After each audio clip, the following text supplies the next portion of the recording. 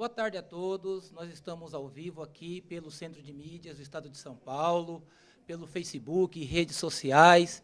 E nós vamos agora transmitir para vocês e participar junto com vocês de uma aula de história sobre urbanização e modernização. Eu vou estar com vocês aqui no chat, fazendo uma interação, e a aula será com a professora Priscila. Obrigada, professor Carlos. Hoje a nossa aula, então, será do 9º ano, sobre urbanização e modernização. Será o tema da nossa aula, não será a única aula sobre essa temática que nós vamos estar ministrando, eu e o professor Carlos. Nós teremos mais uma aula para a gente continuar os trabalhos e o estudo sobre urbanização e modernização do Brasil. Essa aula ela é referente à habilidade número 5, estudantes do currículo paulista, onde fala sobre identificar o processo de urbanização e modernização da sociedade brasileira, avaliar suas contribuições e impacto nas regiões em que vivem.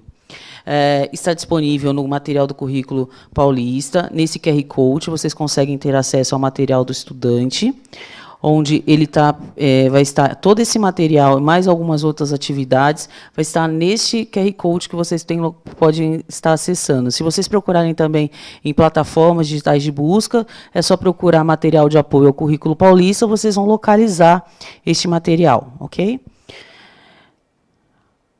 Qual é o objetivo da aula? O objetivo da aula, estudante, é a gente estar desenvolvendo com vocês um olhar sobre o perfil da cidade de São Paulo e da cidade do Rio de Janeiro, sobre a passagem do tempo, as transformações da sociedade da época, o modelo europeu e o que acarretou na nossa sociedade atualmente. Aí? Vamos lá?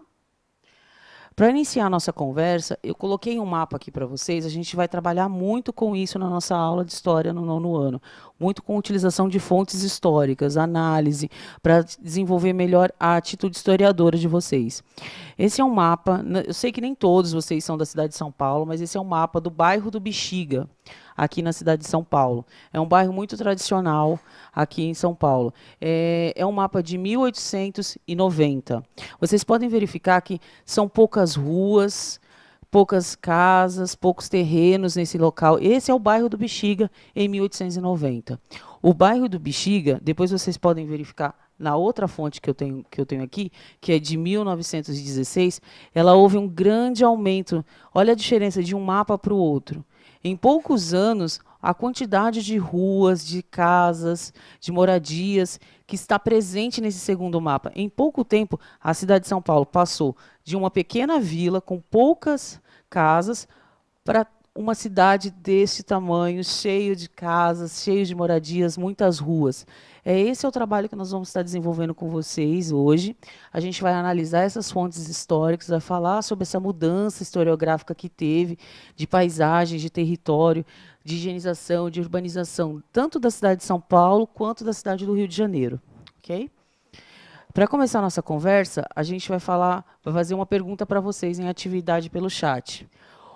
O que é urbanização para vocês? O que é higienização para vocês no Brasil? Eu gostaria que vocês interagissem no chat por 2 minutinhos sobre o que é urbanização para vocês, estudantes. O que é ser urbanizado? 2 minutinhos para responder no chat, por favor.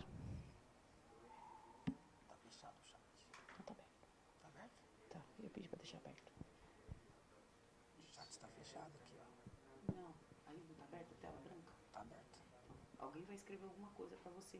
Você só vai ler o que eles escreverem. Se não escrever nada, a gente conversa só sobre a temática. Porque a gente não vê o chat de verdade, só vê o que eles escrevem.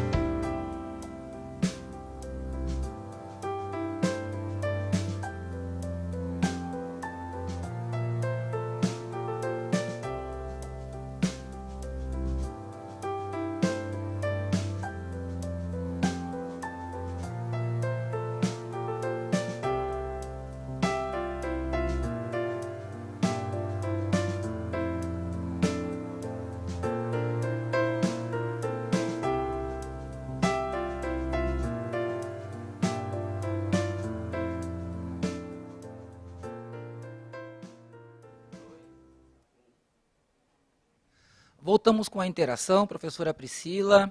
Nossos alunos já estão aqui colaborando acerca da urbanização e do saneamento no Brasil. A Natasha, ela está colocando que urbanização tem a ver com a questão turística. Né? O Cauã coloca que a urbanização também tem a ver com responsabilidade. A Raquel Silva, ela coloca um dado interessante, ela afirma que a urbanização é o crescimento das cidades. E sobre a higienização, nós temos o Gabriel e o Vitor Hugo falando sobre o saneamento básico, a Vitória Maria falando sobre higienização e limpeza. É isso mesmo, professora Priscila? Nossos alunos estão corretos nas suas afirmações? Sim, essa é uma pergunta norteadora que a gente faz para a gente começar um debate sobre o que seria higienização, o que vocês compreendem sobre urbanização. Estão todos corretos nesse chat que vocês responderam, que é saneamento básico, que é responsabilidade, que é limpeza. Tudo isso significa mesmo urbanização e higienização. São sinônimos, né? Aqui um aluno também respondeu, que eu estou vendo aqui, o Gabriel Luiz, que é o futuro. Será que é o futuro? A modernização e a higienização, a gente vai ver no decorrer da aula o que foi isso em 1900, qual foi a transformação na sociedade nesse período histórico, ok? Vamos para frente um pouquinho. Essa foto, alguém saberia me dizer aonde é essa foto? É só uma pergunta só para mim e para o professor aqui, o professor Carlos. Onde é essa foto? Onde ela foi tirada? Quando foi tirada? Vocês conhecem essa cidade, esse local, essa cidade, essa rua? Vocês conseguem reconhecer? Eu sei que ali tem uma legenda que facilita, né, a nossa conversa, mas é uma foto para a gente pensar um pouco, para a gente refletir. Essa aqui é a Avenida Paulista, em 1910. É uma foto da Avenida Paulista. Muitas pessoas conhecem a Avenida Paulista da TV, de jornal, de imagens que a gente vê, porque é uma avenida muito importante aqui no estado de São Paulo, que ela está sempre como um símbolo. Ela é um símbolo da modernidade, dos avanços, e ela sempre esteve presente em grandes momentos da história da cidade de São Paulo. Então, a gente sempre vê a imagem da Avenida Paulista. Essa daqui é uma imagem de 1910, da Avenida Paulista.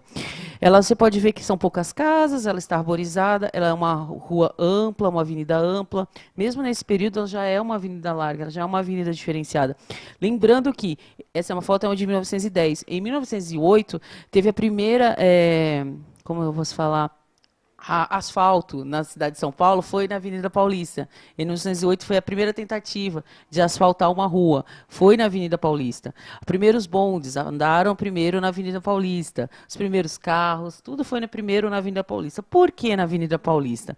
Aqui eu tenho uma foto da Avenida Paulista atualmente, que ela já tem uma mudança na sua urbanização, no seu formato. Ela já não tem mais as casas dos Barões do Café, ela já não aparece mais uma cidade pacata, ela já tem ali uma ciclofaixa, ela já tem prédios, ela já tem empresas, ela já tem carros, ônibus, luz elétrica, já está tudo presente ali, o que nós chamaríamos de urbanismo, de modernidade, de tecnologia. A gente tem isso tudo presente na Paulista atual. Essa é uma foto de 2015, não é uma foto nova, é uma foto de 2015, mas já tem bastante referências da nossa atual Paulista. É só uma indagação para vocês verem como era a Paulista, como está a Paulista atualmente. Aqui a gente vai fazer uma atividade de reflexão. Qual é a atividade de reflexão? Vocês viram ali o Bexiga, um bairro paulistano da cidade de São Paulo, Avenida Paulista, duas mudanças de território, duas mudanças urbanas nossas. Na cidade de vocês já viram alguma mudança assim? No bairro de vocês, vocês já viram falar que no bairro de vocês ele existe só há 10, 15, 20 anos, que ele tem menos de 100 anos, que ele era uma fazenda, um sítio, que agora começou a existir esse bairro, que eles são um bairro muito novo, muito jovem. A ideia é que vocês pensem nisso, se vocês já ouviram falar dessa transformação, sim ou não, dessa transformação urbana na sua vivência, no seu bairro, dessa transformação. E qual é esse bairro? Só escreva o nome do bairro ou o nome da cidade, não precisa colocar detalhes. Eu só gostaria de saber se vocês já perceberam, se vocês já viram. 2 minutinhos para responder isso no chat, tudo bem? E a gente volta a conversar.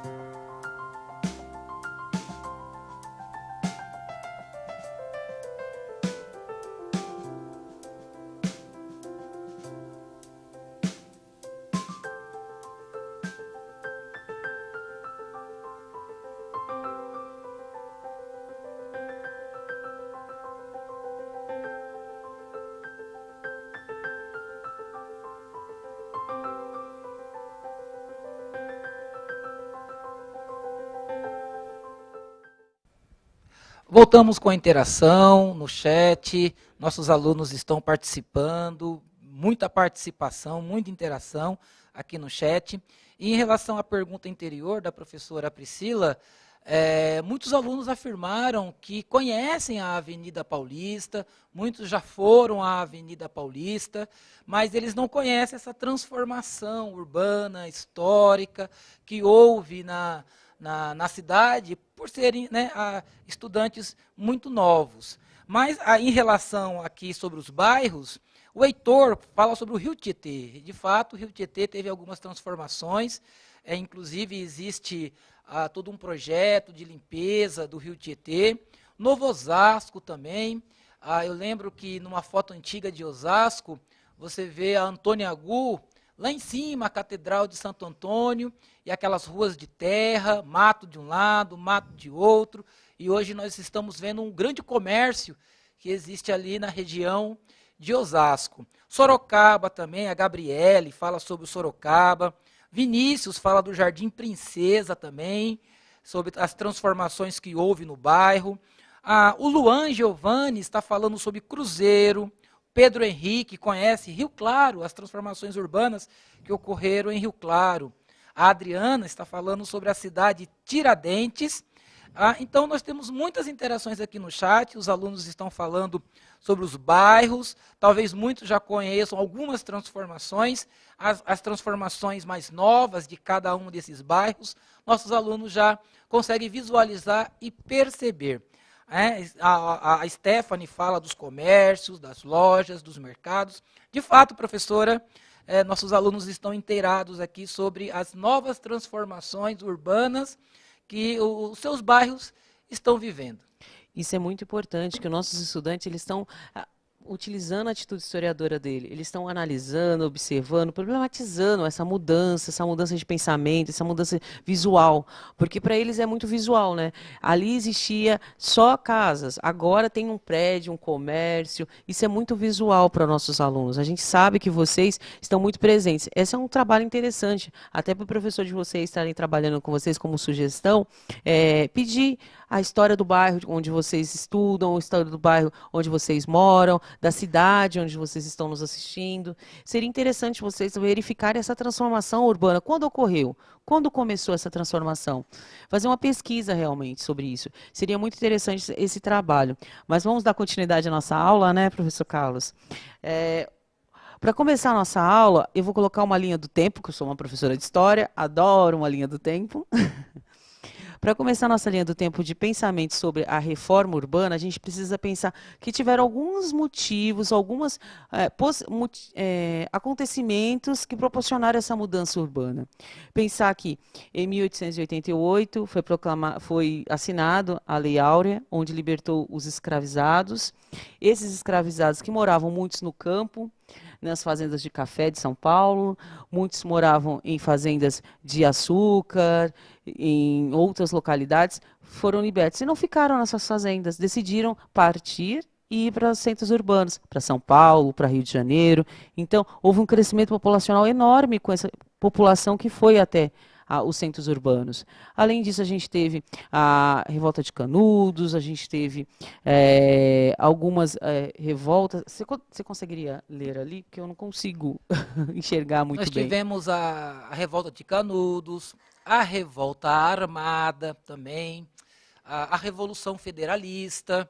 Essas foram revoluções que aconteceram no finalzinho do século XIX, começo do século XX. Algumas aconteceram na Bahia, outras no Rio Grande do Sul, outras aconteceram no Rio de Janeiro. E todas essas revoltas, essas movimentações que aconteceram, elas estavam contrárias ao governo centralizador que a República estava instalando naquele momento. Nós estamos falando aqui da Primeira República no Brasil e, portanto, esses movimentos que ocorreram, eles tiveram um caráter político, eles tiveram um caráter de luta contra os pressupostos do governo da Primeira República. Então, nos nossos livros de história, no caderno do aluno, vocês podem estar lendo e buscando mais informações, porque isso é tema que cai no Saresp, é tema que cai também no Enem, embora vocês sejam estudantes do fundamental, mas estudar esses princípios da história nos faz conhecer, de fato, as nossas origens, a origem da política e do governo brasileiro. Sim. Teve uma pessoa aqui no chat, professor Carlos, que perguntou sobre a influência indígena nessa urbanização. Mais para frente eu vou falar da questão indígena, mas eu vou falar mais para frente quando a gente chegar perto da influência indígena, tudo bem? Eu não vou deixar de responder você, Camille, tá bom? Isso. Aqui eu vou fazer um contexto histórico para vocês. A gente já conversou um pouquinho sobre o contexto histórico, mas só fortalecendo essa ideia. São Paulo era uma grande produtora de café. Não sei se vocês se lembram dessa aula do professor, que era uma grande fornecedora de café, acaba de se transformar num grande poder econômico, os grandes barões de café, eles começam a emergir, a ter mais poder econômico no Brasil. Então eles deixam de ser uma cidade pacata, São Paulo, e começa a ser uma cidade com polo de grandes cafeterias, comércios, que antes, para esses barões terem esse tipo de vida, eles tinham que ir até a cidade do Rio de Janeiro, onde era a cidade que tinha esses tipos de passagens urbanas. Agora em São Paulo começa a ter cafetarias, começa a ter lugares que você possa comprar revistas, jornais, eles começam a ter uma vida social. Então, esses barões do café, eles querem produzir uma cidade onde eles tenham grande crescimento, que eles não precisem se locomover até o Rio de Janeiro para ter essas coisas. Então, eles começam a colocar isso investimento na cidade de São Paulo. As transformações ocorreram por causa da abolição, mas também por causa da grande chegada dos imigrantes, dos espanhóis, dos italianos, dos japoneses. Todos vieram para São Paulo para trabalhar nas cafeicultura. Quer falar, Carlos? Lembrando que após a libertação dos escravos, existe uma mão de obra, existe uma exigência de mão de obra para o trabalho.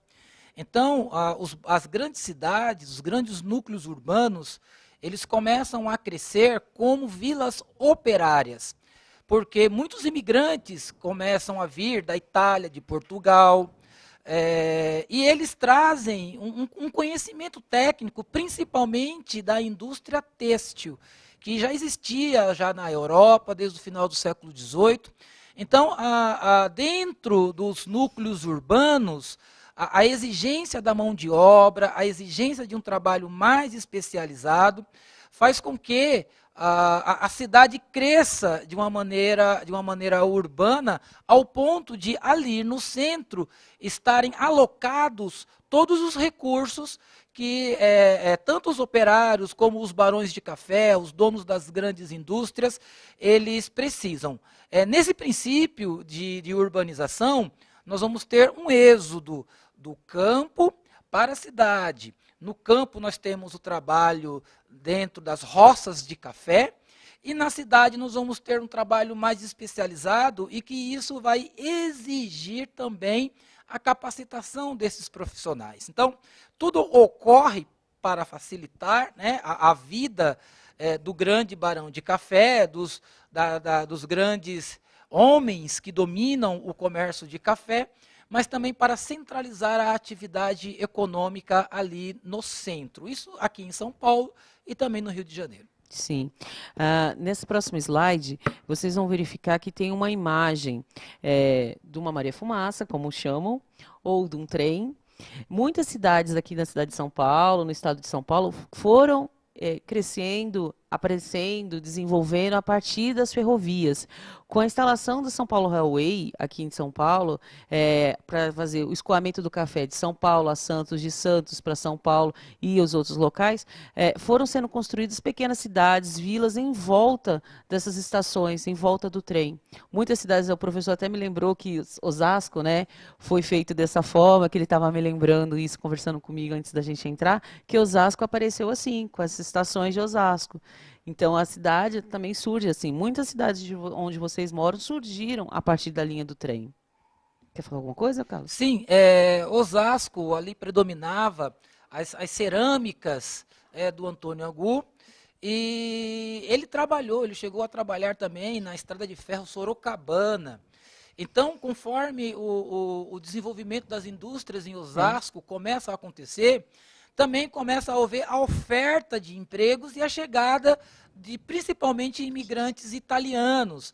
Nós devemos lembrar que Osasco é o nome de uma cidadezinha pequena lá na Itália. Quando Antônio Agu chega na nossa grande cidade de Osasco hoje, e começa ali a se instalar, a trabalhar na estrada de ferro e a desenvolver a fábrica de cerâmica, também os imigrantes começam a chegar e começam a formar a pequena Vila Osasco. Tá? Então, esse fenômeno da urbanização em torno das fábricas, em torno da ferrovia, ela se espalha por São Paulo, pelo Rio de Janeiro e outras grandes cidades importantes também do nosso estado. Para a gente continuar, aqui a gente colocou um pequeno censo mostrando que a população do estado de São Paulo ela ampliou muito em poucas décadas. Começamos com 30 mil habitantes, acabamos com 820 mil habitantes, 22 mil habitantes. E na década de 30 a gente já tinha todos esses habitantes aqui na cidade de São Paulo. É um reflexo dessa mudança do campo para a cidade e das vindas dos estrangeiros aqui para São Paulo. Continuando a nossa aula, essas pessoas todas, essas 800 mil pessoas, essas 400 mil pessoas, onde moravam? Não tinha casas para essas pessoas todas, elas começaram a habitar terrenos ali, por exemplo, na região do Bexiga, como eu mostrei, que de repente, em um boom de 30 anos, existiu mais de 50 ruas foram criadas. Muitas casas dessas eram cortiços, a gente chamava. São casas coloniais, simples, que em vez de morar uma pessoa só, que era uma casa feita para uma família, começou a ser subdividida e começou a morar 6, 7, 8 famílias nessa casa. Eles eram chamados de cortiços. Essas pessoas pagavam um aluguel para o dono do cortiço e elas moravam lá, nesse cortiço. Existiam ex-escravos, imigrantes, trabalhadores, todo tipo de pessoa morava. Como o professor Carlos lembrou, as vilas operárias eram uma segunda opção aqui em São Paulo. As vilas operárias começaram a crescer depois da industrialização. Por quê? Porque os cortiços estavam muito esgotados, estavam muito cheios, era muito caro viver. Então começou a se produzir as vilas operárias, para essas pessoas ficarem próximas ao seu emprego e também eles conviver só uma pessoa, 2 famílias no máximo na casa, não mais 10, 15 pessoas numa casa, ok? Vamos continuando, gente. Aqui, quando a gente fala do grande problema de morar num cortiço, desse problema social de higienização, seria por causa das epidemias. A gente está vendo muito bem isso hoje em dia, que muitas pessoas convivendo juntos, sem higienização, a gente tem esse problema. Como essas casas eram casas coloniais, elas não tinham saneamento básico. A pessoa que precisava pegar água, ela tinha que ir a uma fonte, recolher água e ir até a casa com o balde da água, por exemplo. Ou ela utilizou o banheiro e ela precisava jogar até o rio. Ela não tinha um saneamento básico, ela não tinha água encanada, ela não tinha esgoto encanado. Então, isso proliferava a doença. Então, tinha febre amarela, gripe espanhola, a gente teve em 1918 aqui em São Paulo, que foi devastadora. A gente teve a peste bubônica, a chamada bexiga, que na verdade é a varíola. Essas foram todas doenças que foram trazidas, boa parte, por causa dessa falta de higienização. Por quê? Porque elas não tinham, essas casas não eram preparadas para isso, elas não tinham esgoto, elas não tinham água encanada. As pessoas elas não estavam acostumadas a viver dessa forma. Eram 40 pessoas vivendo numa casa sem saneamento básico. Vamos continuar aqui para frente. Aqui eu tenho uma foto, eu queria que vocês dessem uma olhada. É uma foto também da região do Bexiga. Ela é uma foto que mostra, não dá para ver muito bem, mas essa parte branca que vocês estão vendo são roupas que foram lavadas. Eram lavadas roupas no córrego do Saracura, que era um córrego muito importante, que ainda existe aqui em São Paulo, está encanado, mas ele ainda existe. Elas lavavam roupas lavadeiras e elas colocavam essas roupas para quarar, para ficar branquinha. E elas trabalhavam nos barões do café. Elas vendiam a força de trabalho dela lavando roupa. Isso era comum lá, essas casas de cortiço e na frente esse monte de roupa sendo quarada para os senhores do café. Tá bom? Vamos para frente um pouquinho.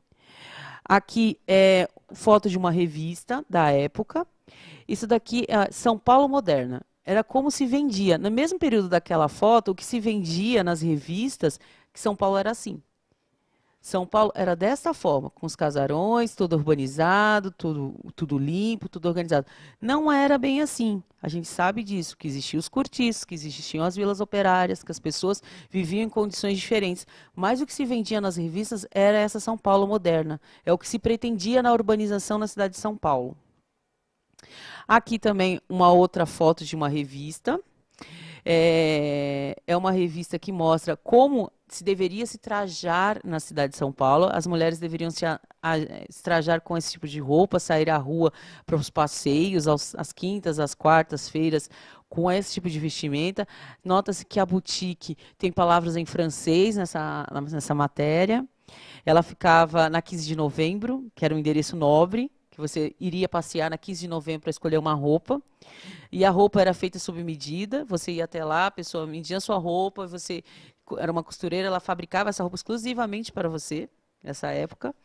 E se vendia essa ideia de que nós teríamos uma nobreza, que nós teríamos uma roupa europeia, vocês podem notar, com o calor que nós temos, chapéu, touca, luva, casaco, era tudo representação europeia.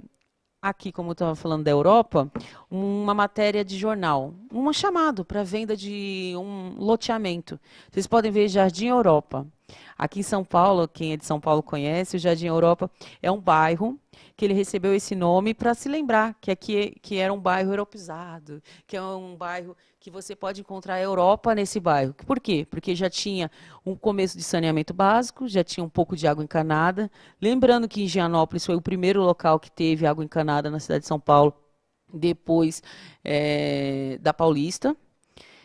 A Paulista foi o primeiro, depois o bairro de Higienópolis. Por que Higienópolis? Por causa que tinha higiene lá, porque já tinha água encanada, você não precisava ir buscar água em lugar nenhum, você já tinha.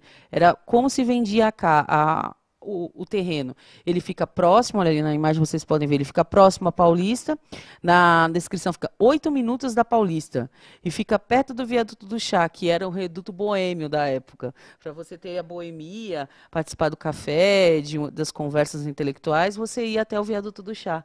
Então, era importante colocar isso na mensagem para você vender esse terreno, esse lote de terreno. Então, as pessoas mais abastadas que conseguiam, elas compravam os terrenos pensando nisso, que eu vou morar num Jardim Europa, que fica próximo à Paulista e que ainda fica mais próximo ainda de você ir no centro boêmio, para você passear num momento social. E, professora, Fale. o Kaique faz uma pergunta aqui, ele pergunta o seguinte: se existe cortiço?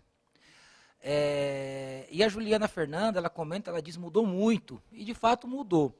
Viu, o Kaique Alves, existe cortiços ainda, o que nós Região estamos do Brás. vendo, o que nós estamos vendo aqui são as contradições da urbanização, as contradições do desenvolvimento econômico, porque com a acumulação do capital, nós temos a riqueza de alguns e a pobreza de muitos. Então, ainda existem lugares sem saneamento, ainda existem lugares onde as necessidades básicas, fisiológicas, ainda são descartadas em rios, ainda existem lugares que não tem banheiro dentro da própria casa, que o banheiro ainda é fora da casa.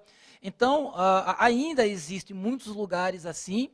E o que nós estamos vendo aqui é uma chamada, né? Nós vimos lá na propaganda, o Bom Marché, o Bom Caminho, a venda da propaganda de São Paulo para que os imigrantes viessem trabalhar aqui, mas, por outro lado, até hoje nós temos os cortiços, as periferias, as favelas, os lugares com pouco saneamento básico. Isso é uma tristeza nós falarmos isso, de uma cidade tão bonita e tão rica como São Paulo, como Rio de Janeiro, mas eles estão bem pertinho de nós.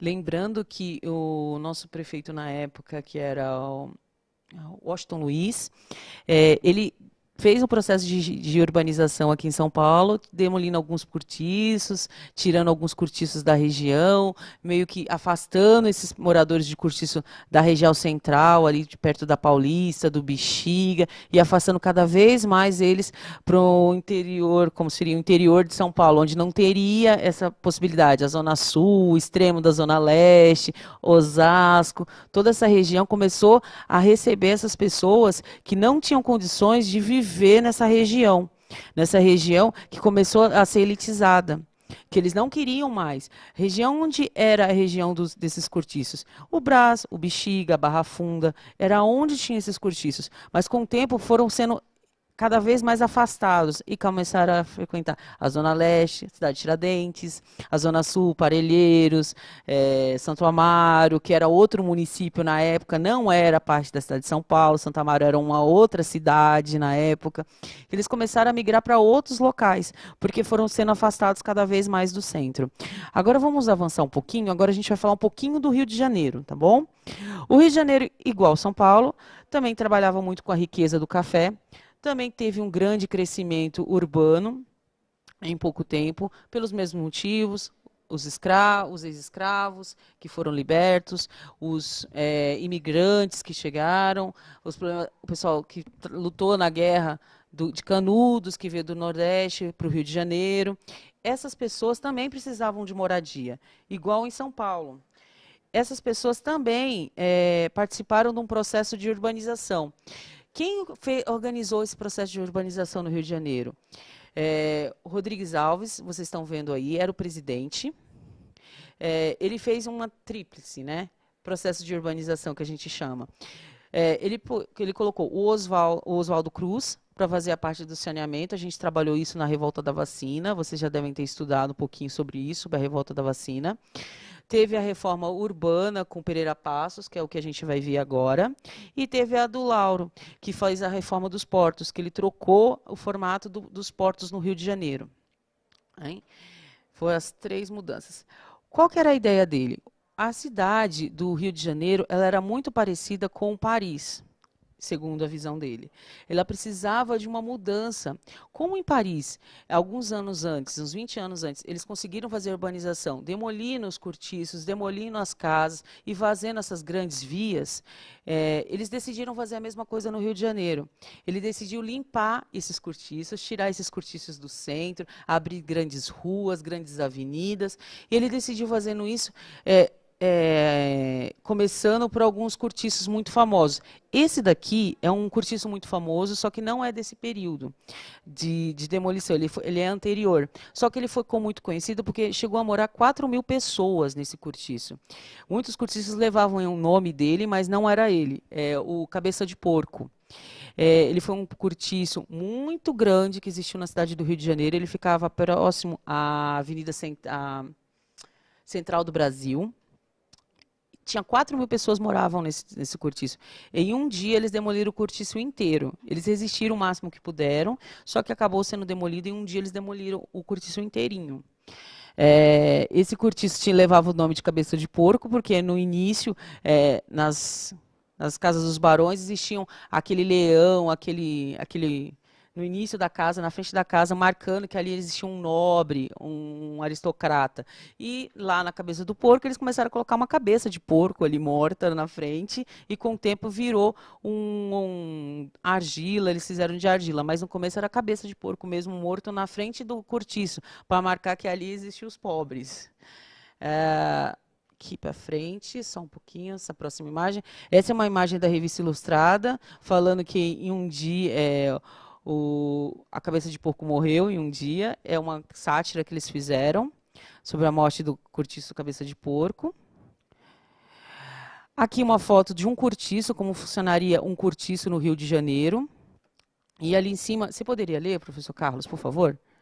Diz assim: quero isto limpo, bramava furioso. Está pior que um chiqueiro de porcos. A pré Tomara que a febre amarela os lamba a todos. Maldita raça de carcamanos, hão de trazer-me isto asseado, ou vai tudo para o olho da rua. Aqui mando eu. Esse é um trecho do livro O Cortiço. Eu recomendo que vocês leiam, vocês vão provavelmente ler quando estiverem no ensino médio, a professora de português vai pedir. Eu vou agradecer vocês hoje pela nossa aula. Na próxima aula a gente vai fazer as atividades dessa aula. Hoje a gente só fez uma conversa sobre o cortiço, sobre essa urbanização. Na próxima aula que a gente vai ter, provavelmente na semana que vem, se tudo funcionar corretamente, semana que vem eu e o professor Carlos voltamos e nós vamos fazer as atividades dessa aula. Tudo bem, gente? Obrigada pela participação de todos no chat. Os nossos alunos aqui, o João Pedro, para nós finalizarmos a nossa aula, o João Pedro comentou que a aula estava divertida. O Nicolas Ramos também comentou que a aula estava top. O Andrei Almeida nos fala que a aula estava bem interessante. E o Manuel Pereira pergunta, como muda tudo isso, participando da vida da cidade?